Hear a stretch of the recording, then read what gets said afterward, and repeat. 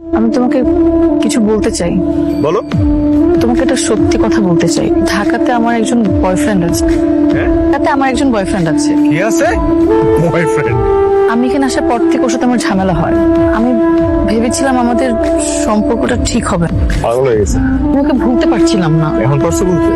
কি বলতেছো এগুলা? ধ্যাৎ, যোগ করতেছো নাকি আমার সাথে? আমি তোমার সাথে টাইম পাস করেছি। আমি ভেবেছিলাম তোমার আমার ব্রেকআপ হয়ে যাবে, কিন্তু আমি এটা বুঝি নাই যে আমার পুরো ফ্যামিলি তোমার আমার ব্যাপারে জেনে যাবে আর তারা এভাবে সবকিছু মেনে নিবে। এখন আমার বয়ফ্রেন্ড আবার আমার জীবনে ফিরে এসেছে।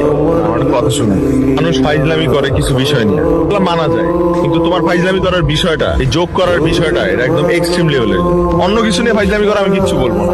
আমি সত্যি বলছি, আমি চাই না আমাদের বিয়েটা হোক। তাহলে এতদিন যা ছিল এগুলো কি সব নাটক? নাটক করছো তুমি আমার সাথে? এটা কি আমার সাথে সম্পর্ক খেলা? এটা কি টাইম পাস?